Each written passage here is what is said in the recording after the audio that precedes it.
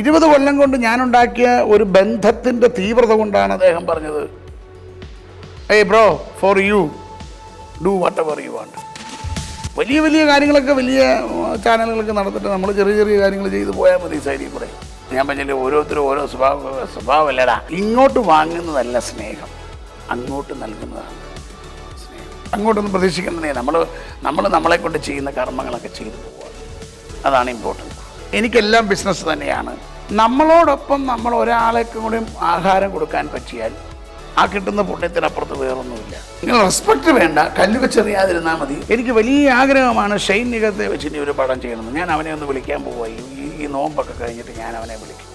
നമ്മൾ എല്ലാവരുമായിട്ട് നല്ല രീതിയിൽ പോയാൽ നാളെയും നമുക്ക് ഗുണങ്ങളെ ഉണ്ടാകത്തുള്ളൂ. നമ്മൾ ഒരാളുടെ മോശം കാര്യം ചിന്തിക്കാതെ അവരുടെ നന്മയെ നമ്മളെടുത്തിട്ട്, നിങ്ങൾ മോശം നിങ്ങൾ വിട്ടുകളടാവേ.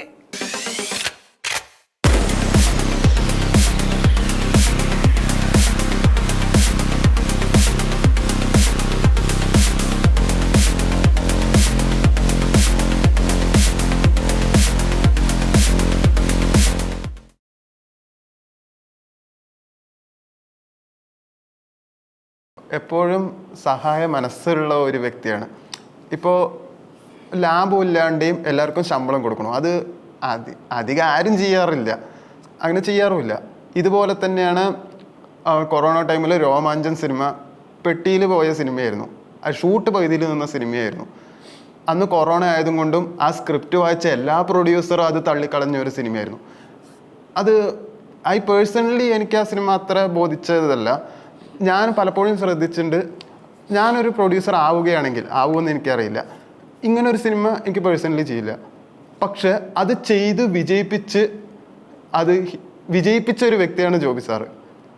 എങ്ങനെയാണ് ആ കോൺഫിഡൻസ്, ഇത് വിജയിക്കുക എങ്ങനെയാണ് സാർക്ക് അത് മനസ്സിലായത്? അല്ല, അതങ്ങനെ ഒത്തിരി പലരോടും ഇനി പറഞ്ഞാൽ അത് വിരോധാഭാസമായി മാറും. പക്ഷെ ഒരു കാര്യം ഞാൻ പറയാം, ഞാൻ വിജയിപ്പിച്ചതൊന്നുമല്ല. നിങ്ങളിപ്പോൾ പറഞ്ഞതിനകത്തൊരു വലിയ പോയിന്റ് എന്നാണെന്നറിയോ, നമ്മളെല്ലാവരെയും സഹായിക്കാൻ മനസ്സുള്ള ഒരാളാണ്. പക്ഷെ നമുക്ക് നിർവാഹമില്ലാതെ വന്നാൽ നമ്മൾ കൈകൂപ്പി പറയും, സോറി എന്നെക്കൊണ്ട് പറ്റില്ല എന്ന് പറയും. ഇത് അവിടുന്ന് ഇവിടുന്നല്ല അഡ്ജസ്റ്റ് ചെയ്ത് റോൾ ചെയ്ത് പോകുന്നതല്ലേ, അല്ലാതെ നമുക്ക് കുലുക്കൊന്നുമില്ലല്ലോ. അപ്പം ഇത് കാണുന്ന സർവശക്തനായ ദൈവം ഇടയ്ക്ക് നമ്മളെ ഒന്ന് സഹായിക്കും. ഇപ്പം നമ്മൾ സഹായിക്കുന്ന കാണുമ്പോൾ ഞാൻ വളരെ ഓപ്പണായിട്ടാണ് പറഞ്ഞത്, 16 കോടി രൂപ മുടക്കി ഈ യൂടോക്ക് നിർമ്മിച്ച് ഭയങ്കര പ്രശ്നത്തിൽ നിൽക്കുമ്പോൾ തിരിച്ചൊന്ന് ചിന്തിച്ചേ, ദൈവം രോമാഞ്ചം കൊണ്ടുവന്നില്ലായിരുന്നുവെങ്കിൽ നിങ്ങൾക്ക് ശമ്പളം തരാൻ പറ്റത്തില്ല. അപ്പം പലരെയും സഹായിക്കുന്ന എന്നെ ദൈവം ഒന്ന് സഹായിച്ചതാണ് രോമാഞ്ചത്തിലൂടെ.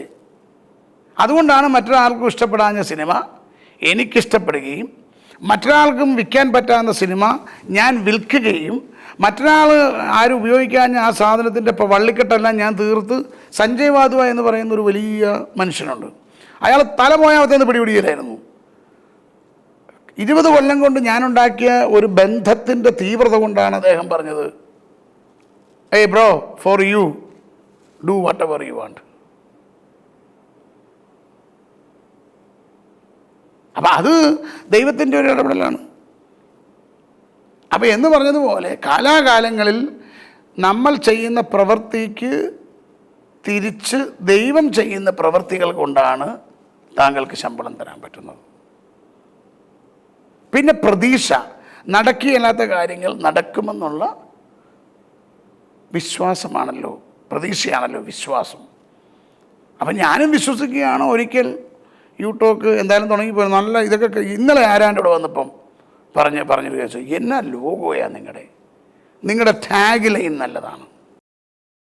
അതൊക്കെ നമ്മൾ പൈസ കൊടുത്ത് അത്രയും കഷ്ടപ്പെട്ടുണ്ടാക്കിയതാണ്, മനസ്സിലായോ? അപ്പോൾ അത് നിലനിർത്തുക എന്നുള്ളതാണ് നമ്മുടെ ആവശ്യം. ഒരു കാലത്ത് അത് ചിലപ്പം വർക്കൗട്ട് ആകുമായിരിക്കും, അല്ലെങ്കിൽ എന്നേക്കാളും നിങ്ങളെക്കാളും കഴിവുള്ള ഒരാൾ, അല്ലെങ്കിൽ എന്നേക്കാളും നിങ്ങളെക്കാളും മിടുക്കനായ ഒരാൾ ഇതിൻ്റെ സാരഥ്യം ഏറ്റെടുത്ത് ഇത് നടത്തുമായിരിക്കും. അപ്പോൾ ലൈക്കും കമൻറ്റും ഒക്കെ കൂടും, ഷെയറൊക്കെ കൂടും. പക്ഷെ നമ്മളത് നിർത്തില്ല, നമ്മൾ നടത്തിക്കൊണ്ടിരിക്കും. അത് ഓരോ ഓർമ്മപ്പെടുത്തലുകളാണ്.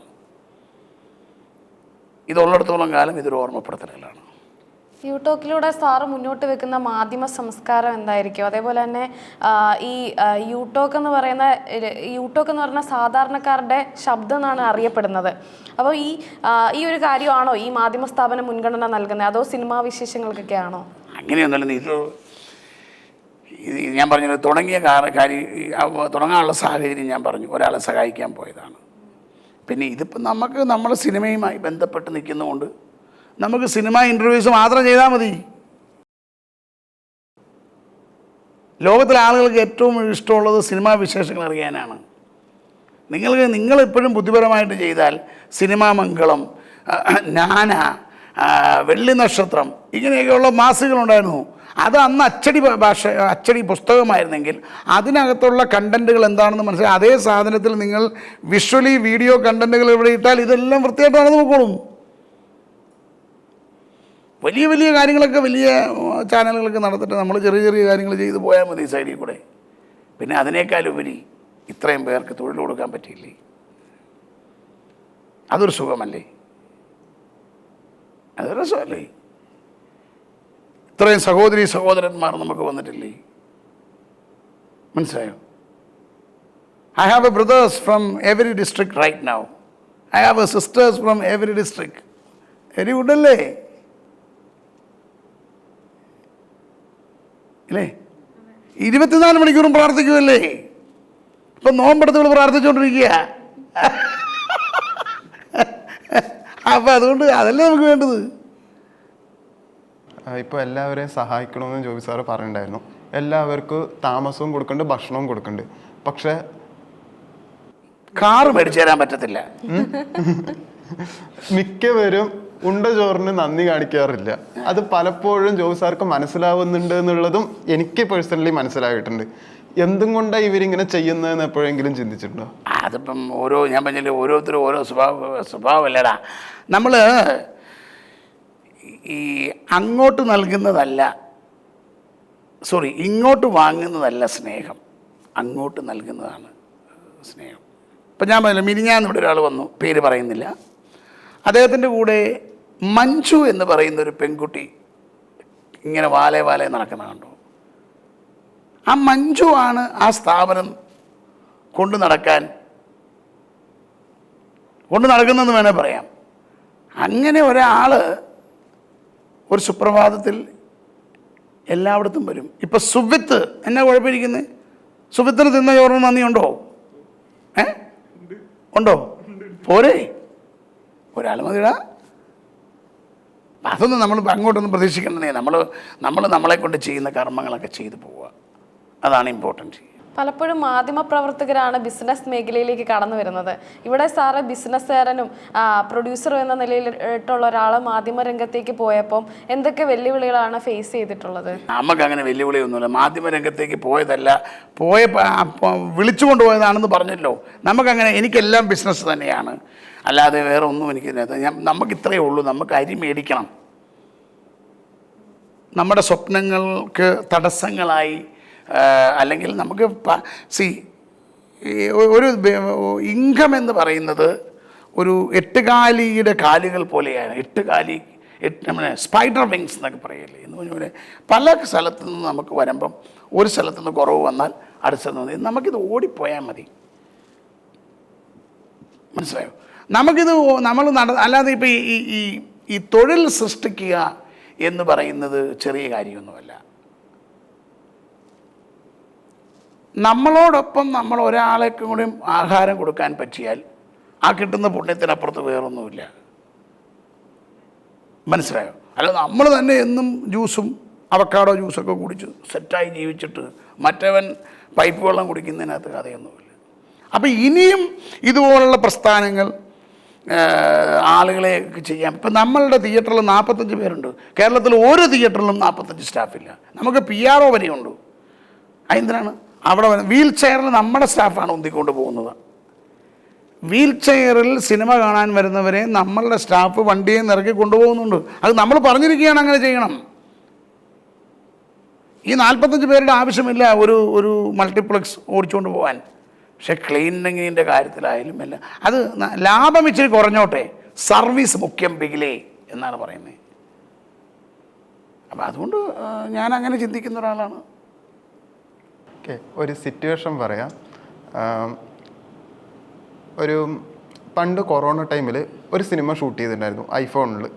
അത് ആരാ സംവിധാനം ചെയ്ത് അഭിനയിച്ചെന്നൊന്നും ഞാൻ പറയുന്നില്ല.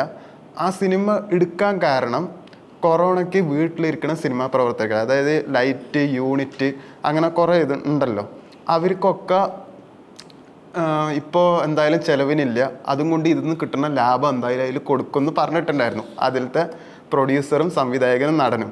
പക്ഷെ അവരത് ചെയ്തില്ല. ആ സമയത്ത് തന്നെയാണ് സാറിന് രോമാഞ്ചവും വന്നിട്ടുണ്ടായിരുന്നത്. സാർ അത് കൊടുക്കുകയും ചെയ്തിട്ടുണ്ട്. ഇത് എനിക്ക് മനസ്സിലായത് എന്താ വെച്ചാൽ, ആമോസ് അലക്സാണ്ടർ പറഞ്ഞൊരു സിനിമയുണ്ട്. ആ സിനിമയിലെ യൂണിറ്റിലെ ഒരാൾ പറഞ്ഞ ഒരറിവാണ്. അങ്ങനെ ആൾ പറഞ്ഞ ഇങ്ങനെയാണ്, ജോബി ജോർജിനെ പോലെ ഒരു പ്രൊഡ്യൂസറാണ് അന്ന് എല്ലാ പേയ്മെൻറ്റും കൊറോണ ടൈമിൽ കൊടുത്തിട്ടുണ്ട്. അതുമാത്രമല്ല, എന്തിനാ വേറൊരു അഡ്വർടൈസ്മെൻ്റ് ഒക്കെ ചെയ്യുന്ന ഒരു പ്രൊഡ്യൂസറുണ്ട്, ആളുടെ പേര് പറയുന്നില്ല. അങ്ങനെ ചെയ്ത കുറച്ച് പേരേ ഉള്ളൂ. പുറത്തൊക്കെ കർക്കശക്കാരനായിരിക്കും, പക്ഷെ ഉള്ളിൽ അങ്ങനെയല്ല. പേയ്മെൻറ്റ് കാര്യങ്ങളും പൈസയൊക്കെ കറക്റ്റായിരിക്കും. അതെല്ലാവർക്കും ആ മനസ്സുണ്ടാവില്ല എന്ന് ഒരു വ്യക്തി എൻ്റെ അടുത്ത് പറഞ്ഞിട്ടുണ്ട്. അയാളുടെ പേര് പോലും എനിക്കറിയില്ല. അങ്ങനെ ഒരു ഇൻസിഡൻറ്റ് എൻ്റെ ലൈഫിൽ ഉണ്ടായിട്ടുണ്ട്. അതുകൊണ്ട് ഒന്നുമല്ല, അതുകൊണ്ട് ആ സമയത്ത് എനിക്ക് കുറച്ചും കൂടി റെസ്പെക്ട് കൂടുകയാണ് ചെയ്തിട്ടുണ്ട്. നിങ്ങൾ റെസ്പെക്ട് വേണ്ട, കല്ല് വെച്ചെറിയാതിരുന്നാൽ മതി. കല്ല് വെച്ചെറിയൽ മാത്രമല്ല, ഇങ്ങനെ പറഞ്ഞ് പറ്റിക്കൽ സിനിമയിൽ ഒരുപാട് കൂടുതലാണ് ഇപ്പോൾ. ഇങ്ങനെ ഇഷ്ടംപോലെ പൈസ കൊടുക്കാണ്ട് ഷെഡ്യൂൾ ബ്രേക്ക് ആവുന്ന സിനിമകളും ഉണ്ട്. അങ്ങനെ ഇഷ്ടംപോലെ കൂടുതലാണ്. അപ്പോൾ ഇത് എന്താ ഇങ്ങനെ ഇവർ പറ്റിക്കുന്നത്? എന്താണ് ജോബി സാർ, എന്തിനാ ഇവരിങ്ങനെ ചെയ്യുന്നത് എന്ന് വല്ലപ്പോഴും ചിന്തിച്ചിട്ടുണ്ടോ?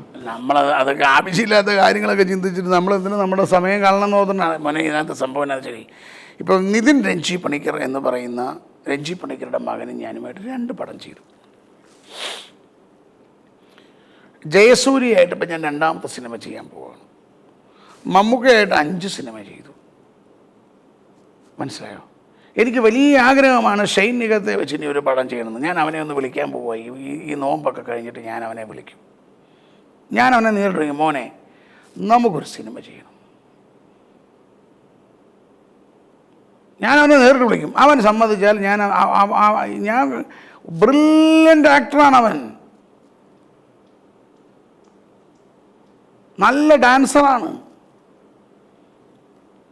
അപ്പം ഞാൻ ഇത് പറയാൻ കാരണം എന്താണെന്ന് വെച്ചാൽ, നമ്മൾ എല്ലാവരുമായിട്ട് നല്ല രീതിയിൽ പോയാൽ നാളെയും നമുക്ക് ഗുണങ്ങളെ ഉണ്ടാകത്തുള്ളൂ. നമ്മളെല്ലാം പരസ്പര പൂരകങ്ങളാണ്. നമ്മൾ ഒരാളുടെ മോശം കാര്യം ചിന്തിക്കാതെ അവരുടെ നന്മയെ നമ്മളെടുത്തിട്ട്, നിങ്ങൾ മോശം നിങ്ങൾ വിട്ടുകളടാവേ. എല്ലാ മനുഷ്യർക്കും നന്മയും തിന്മയും ഉണ്ട്. ഇപ്പം നീ എന്നെ എന്തെല്ലാം സോപ്പിട്ട് വർത്താനം പറഞ്ഞാലും ചില നേരത്ത് ഞാൻ ചിലപ്പോൾ വയലൻ്റ് ആവും. അതിൽ എന്നിലൊരു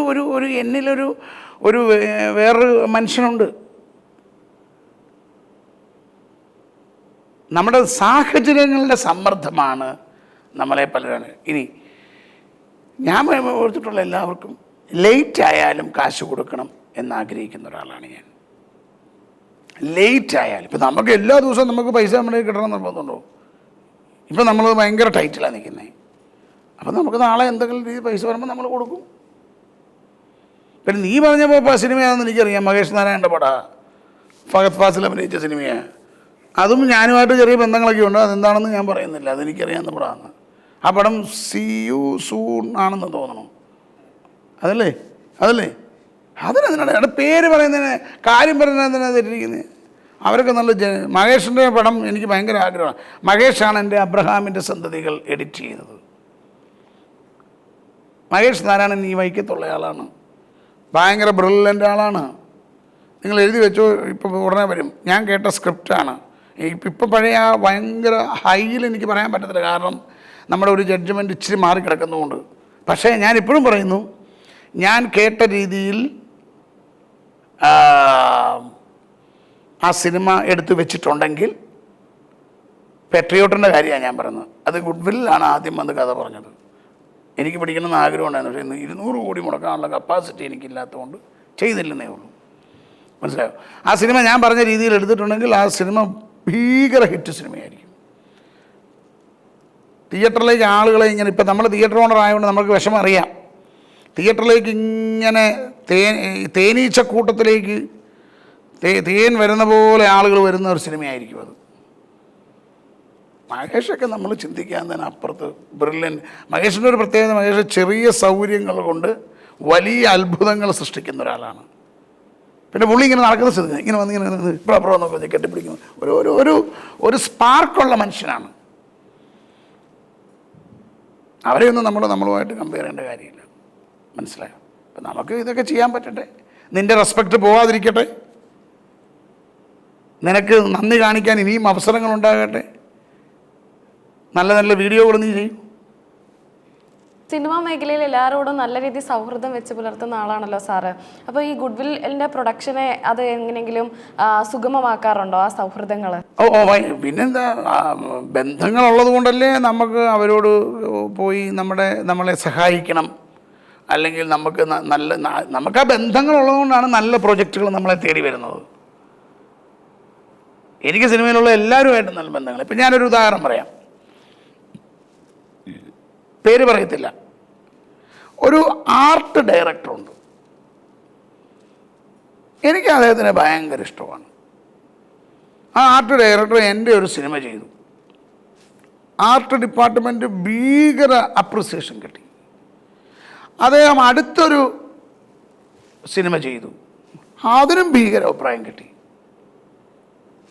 വേറൊരു സിനിമ ചെയ്തു, അദ്ദേഹത്തിന് വീണ്ടും അതിനേക്കാളും അപ്രിസിയേഷൻ കിട്ടി. അദ്ദേഹത്തിൻ്റെ റെമ്യൂണറേഷൻ ഇങ്ങനെ കൂടി നിൽക്കുകയാണ്. അപ്പോൾ നമ്മളിപ്പോൾ ഒരു സിനിമ ചെയ്യുകയാണ്. ഞാൻ ആ സിനിമയിൽ ആ ആർട്ട് ഡയറക്ടറെ വെക്കാൻ പറഞ്ഞു. അപ്പം ഇതിൻ്റെ പ്രൊഡക്ഷൻ കൺട്രോളറിന് പറഞ്ഞു, ജോബിച്ചേട്ടാ ഭയങ്കര പൈസയാവും. ഞാൻ പറഞ്ഞത് കുടുംബ ഡോക്ടർ എന്ന് പറയുന്ന പോലെ കുടുംബ ആളാണവൻ, എനിക്കാന്ന് പറയുമെന്ന് പറഞ്ഞു. അവൻ ആദ്യ സിനിമയ്ക്ക് മേടിച്ച അതേ പൈസയാണ് ഗുഡ്വില്ലിന് ചാർജ് ചെയ്തത്. ഞാനപ്പം പറഞ്ഞു അത് പറ്റത്തില്ല, ഒരു 1,00,000 രൂപ കൂട്ടിക്കൊടുക്കാൻ പറഞ്ഞു. അതാണ് അവൻ്റെ റെമ്യൂണറേഷൻ. ഒരു മാസം കഴിഞ്ഞപ്പോൾ, അതായത് മിനിഞ്ഞാന്ന് നമ്മൾ വേറൊരു സിനിമ ആയപ്പോൾ, ഇവർ ആർട്ട് ഡയറക്ടറുടെ കാര്യം വേറൊരു പ്രൊഡക്ഷൻ കൺട്രോളർ പറഞ്ഞപ്പോൾ ഞാൻ പറഞ്ഞു അവനെ വിളിച്ചോളാൻ പറഞ്ഞു.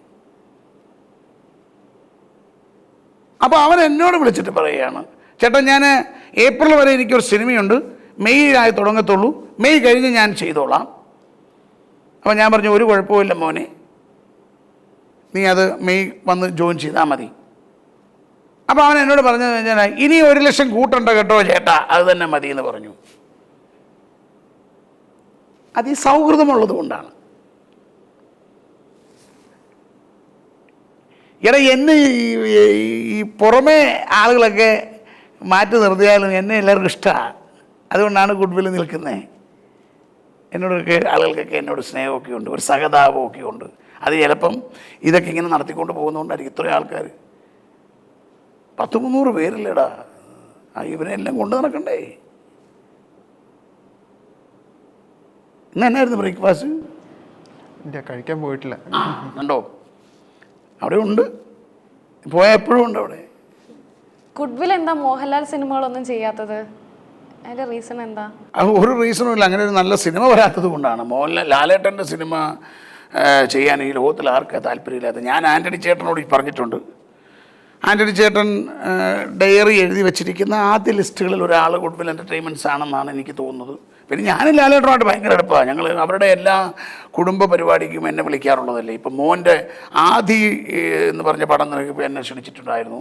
ഇപ്പം മോള് വിസ്മയ ചെയ്ത പടം തുടക്കം തുടങ്ങിയപ്പോൾ എന്നെ വിളിച്ചിട്ടുണ്ടായിരുന്നു. നമ്മൾ അവരുമായിട്ട് ഭയങ്കര അടുപ്പാണ്. ലാലേട്ടനുമായിട്ട് ഭയങ്കര അടുപ്പാണ്.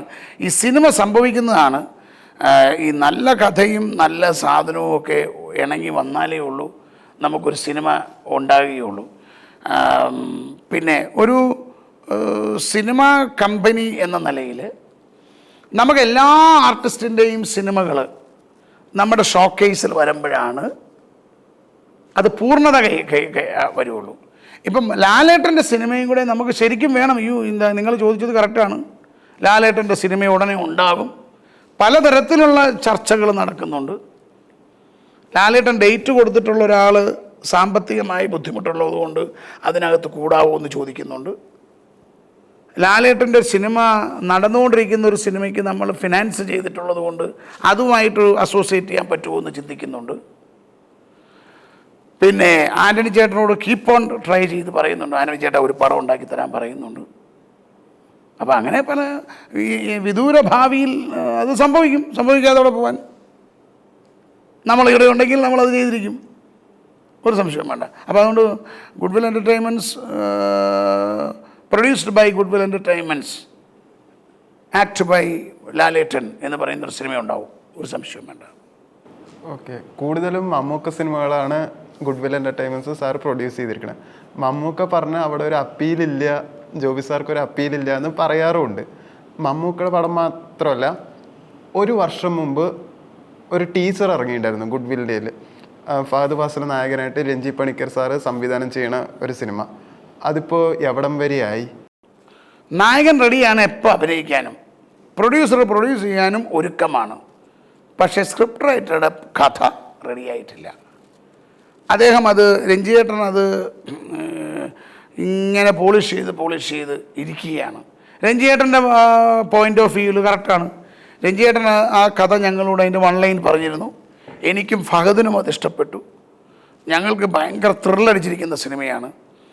പക്ഷേ രഞ്ജിയേട്ടൻ പറയുന്നത് ഞാൻ ഒത്തിരി നാൾ കൂടി വരുമ്പോൾ എനിക്കത് പൂർണ്ണത 100% പൂർണ്ണതമാണ്. പുള്ളി ചെങ്ങന്നൂർ ഇരുന്ന് എഴുതുക, എവിടെ ഇരുന്നാണ് എഴുതിക്കൊണ്ടിരുന്നത്. അതിനുശേഷം ഇപ്പോൾ ചെങ്ങന്നൂർ ഇരുന്ന് എഴുതുകയാണ്. അത് വലിയ താമസമില്ലാതെ രഞ്ജിയേട്ടൻ കഥ പൂർത്തീകരിച്ചാൽ ആ സെക്കൻഡിൽ നമ്മൾ രഞ്ജി പണിക്കർ ഫഹദ് ആ സിനിമയുണ്ടാകും. അപ്പോൾ അത് പടം എന്താണെന്നൊക്കെ എനിക്കറിയാം, പക്ഷേ അത് രഞ്ജിയേട്ടൻ പറയാതെ പറയണ്ടല്ലോ എന്ന് ഓർത്തിട്ടാണ്. അതൊരു ടെക്നിക്കലി 100% നന്നായിട്ടുള്ള രീതിയിലുള്ളൊരു സിനിമയാകാനാണ് സാധ്യത. പിന്നെ ഫഹദിന് ഭയങ്കര ഇഷ്ടമാണ് രഞ്ജിയേട്ടൻ്റെ കൂടെ പണിയെടുക്കാൻ, മനസ്സിലായോ? പിന്നെ എനിക്ക് ഫഹദുമായിട്ട് ഭയങ്കര അടുപ്പമാണ്. എന്നെ എപ്പോഴും വെള്ളം ചേർക്കാതെ ചേട്ടാ എന്ന് വിളിക്കുന്ന ഒരാളാണ്. അതുപോലെ ഞാനൊരു കാര്യം പറഞ്ഞാൽ അത് ചെയ്തു തരുമെന്ന് ഉറപ്പുള്ള ഒരാളാണ് ഫഹദ്. ഇതുവരെ നാളെ എന്താ സംഭവിക്കണമെന്ന് എനിക്കറിയത്തില്ല. ഒരു 2013 ശേഷം ഒരു നീണ്ട ഗ്യാപ്പിലാണ് രഞ്ജി പണിക്കർ സാറ് ഇപ്പോൾ സംവിധാനം ചെയ്യണത്. എങ്ങനെയാണ്, പൊളിറ്റിക്കൽ സിനിമ തന്നെയാണോ അതോ വേറൊരു ആക്ഷൻ എങ്ങനത്തെ സിനിമയാണോ? അതൊരു ആക്ഷൻ സിനിമയാണ്. അത് വേറൊരു സിനിമയുമായി ചില ബന്ധങ്ങളുള്ള ഒരു സിനിമയാണ്. ഓക്കെ, നല്ല സ്പിൻ ഓഫ് ആണോ? അത് വെയിറ്റ്, എല്ലാം നിന്നോട് തുറന്ന് പറയാൻ പറ്റത്തില്ലല്ലോ. ഞാൻ നിനക്ക് കുറച്ച് സമയം തന്നിട്ടുണ്ടെന്ന് പറഞ്ഞ് നീ ചോദിക്കുന്ന എല്ലാം ഇവിടെ ഒന്നും പറയാൻ പറ്റത്തില്ല. ഇച്ചിരി ചില സസ്പെൻസും സർപ്രൈസൊക്കെ വേണ്ടേ? നീ വെയിറ്റ് ചെയ്യടാ. അപ്പോൾ അത് രഞ്ജി പണിക്കർ യൂണിവേഴ്സ് ആയിരിക്കും. അങ്ങനെ വേണം പറയാം. അപ്പോൾ ഗുഡ്വില്ലിന്റെ ആദ്യത്തെ യൂണിവേഴ്സ് സിനിമ. അല്ല, അതൊന്നും ഞാൻ പറയത്തില്ല. അങ്ങനെയൊക്കെ നീ പറയാതെ, എന്നെ പേടിപ്പിക്കാതെ. ഞാൻ ജീവിച്ചു പോകട്ടെ. നമ്മളൊരു സിനിമ ചെയ്ത് മോനെ ഇത്രയേ ഉള്ളൂ, ശമ്പളം കൊടുക്കണം, നമുക്ക് പെട്രോൾ അടിക്കണം, ഇത്രയേ ആഗ്രഹമുള്ളൂ. ഇത് നടത്തിക്കൊണ്ട് പോകണം, തൊഴിൽ ചെയ്യണം. തൊഴിൽ ചെയ്തില്ലെങ്കിൽ പറ്റുമോ? ഇനി പോയി ഞാൻ പോയി കടം മേടിക്കാൻ പറ്റുമോ? കടം മേടിച്ച് ആരെങ്കിലും എനിക്ക് തരുമോ? എനിക്കൊന്നും ഒരു എക്സിക്യൂട്ടീവ് പ്രൊഡ്യൂസർ നീ പറഞ്ഞ പോലെ കിട്ടുന്നില്ലടാ. കിട്ടിയിരുന്ന ഞാനും വെച്ചാൽ എക്സിക്യൂട്ടീവ് പ്രൊഡ്യൂസേഴ്സ് 10 ലക്ഷം 20 ലക്ഷം ഒരു മനുഷ്യനും വരുന്നില്ല. അപ്പം അതുകൊണ്ട് വേണ്ട, നമ്മളത് വെയിറ്റ് ചെയ്യും. മമ്മൂക്ക മാത്രമാണോ അതോ ഇനി ദുൽഖർ സൽമാനെ വെച്ചിട്ട്? ദുൽഖർ സൽമാൻ്റെ സിനിമ നമ്മൾ ചെയ്തിട്ടുണ്ടല്ലോ ഓൾറെഡി. ഇനി അദ്ദേഹം ഇപ്പോൾ പുള്ളി ഒരു പാൻ ഇന്ത്യൻ ലെവലിൽ പുള്ളി 5 എണ്ണം തമിഴ് ചെയ്യുമ്പം 10 എണ്ണം പുള്ളി ഹിന്ദി ചെയ്യും. അത് കഴിഞ്ഞ് പുള്ളി തെലുങ്കി ചെയ്യും. മലയാളത്തിൽ ഒരെണ്ണേ ചെയ്യത്തുള്ളൂ വർഷത്തിൽ എന്നാണ് ഇപ്പോൾ കേൾക്കുന്നത്. അപ്പോൾ ആ ഒരെണ്ണം ചെയ്യുമ്പോൾ പുള്ളിക്കൊരു വെയ്ഫെയർ എന്ന് പറഞ്ഞൊരു കമ്പനിയുണ്ട്. അദ്ദേഹം വലിയ ബിസിനസ്സുകാരനാണ്. നമ്മൾ കാണുന്ന സിനിമ ആക്ടിങ് മാത്രമല്ല, സ്കൂട്ടർ, ഐപാഡ്, ഇങ്ങനെ പല സാധനങ്ങൾ ഉണ്ടാക്കി വിൽക്കുന്ന പലതരം കമ്പനികളുടെ ഇൻവെസ്റ്റ്മെൻ്റ് ഉള്ള ആളാണ്. So is A very clever business person as well as an actor. അപ്പോൾ അദ്ദേഹത്തിൻ്റെ കമ്പനി ഉള്ളപ്പോൾ അദ്ദേഹം പുറത്ത് സിനിമ ചെയ്യേണ്ട കാര്യം അദ്ദേഹത്തിനല്ലോ. പിന്നെ നമുക്കൊരു ദാരിദ്ര്യമൊക്കെ വരുവാണെങ്കിൽ നമുക്ക് ജീവിക്കാൻ മാറുകയില്ല, ഇപ്പം താഴെ പോവേ എന്ന് പറഞ്ഞാൽ പോയി ചോദിക്കാം, ഒരു ഡേറ്റ് തരാമോ എന്ന് ചോദിക്കാമെന്നല്ലാതെ വീണ്ടും നിന്ന് കെടുന്നതാണ് ചെന്ന് കെടുന്നതിനേക്കാൾ നല്ലത്. Thank you. അതുമാത്രമല്ല, ഒരു കാര്യം കൂടി, ബിസിനസ്സുകാർ എപ്പോഴും ബിസിനസ് എക്സ്പാൻഡ് ചെയ്യാനാണ് ശ്രമിക്കാറുള്ളത്. ഗുഡ് വില്ലും അങ്ങനെ തന്നെയാണ് ചെയ്യാറുള്ളത്. പക്ഷേ ഗുഡ് വിൽ ഇത്രയും കാലം മലയാള സിനിമകളാണ് ചെയ്തിരിക്കുന്നത്. അപ്പോൾ എക്സ്പാൻഡ് എന്ന രീതിയിൽ ഇപ്പോൾ സാറ് പറഞ്ഞ പോലെ എല്ലാവരും പാൻ ഇന്ത്യൻ ആക്കാൻ നോക്കുകയാണ്. അതുപോലെ ഗുഡ് വില്ലും പാൻ ഇന്ത്യൻ ആക്കാൻ ശ്രമമുണ്ടോ?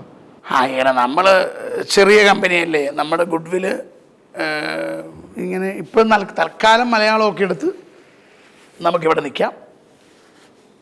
എന്നിട്ട് കാലം അനുവദിച്ചാൽ കുറച്ചുകൂടെയൊക്കെ കഴിയുമ്പം നമുക്കൊരു തെലുങ്ക് പടമോ തമിഴ് പടമോ ഹിന്ദി പടമോ അല്ലെങ്കിൽ നീ പറഞ്ഞ പാൻ ഇന്ത്യൻ സിനിമയൊക്കെ നമുക്ക് ചെയ്യാം.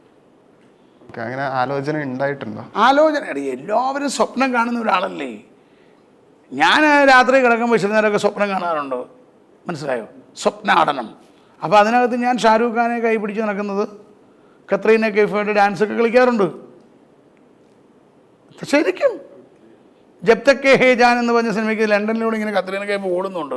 ഓടി ഓടി ഓടി ഓടി ചെല്ലുമ്പോൾ ഇങ്ങനെ ഷാരൂഖ് ഖാൻ ഇങ്ങനെ ഒരു ചായ കുടി ഇങ്ങനെ കാലിങ്ങനെ വെച്ചിട്ട് ഒരു ലണ്ടൻ ഗല്ലിയിൽ നിൽക്കുക. എന്നും സ്വപ്നം കാണുമ്പോൾ ആ ഓടി വരുമ്പോൾ ഞാൻ ആ ഗല്ലിയിൽ നിൽക്കുന്നത്, ഷാരൂഖ് ഖാൻ സ്ഥാനത്ത് ഞാനാ. അപ്പം എന്ന് പറഞ്ഞാൽ സ്വപ്നങ്ങളൊക്കെ നമ്മളും കാണാറുണ്ട്. സ്വപ്നങ്ങൾ കാണാൻ പറ്റുന്നില്ലെങ്കിൽ നീ മനുഷ്യനല്ലത്. മനസ്സിലായോ? ഞാൻ ചിലപ്പോൾ ചന്ദ്രനിലൊക്കെ പോയി വരാറുണ്ട് നേരം വിളിക്കുമ്പം. അപ്പം അതുകൊണ്ട് പ്രാർത്ഥിക്കുക, പ്രാർത്ഥനയിൽ ഓർക്കുക. Thank you.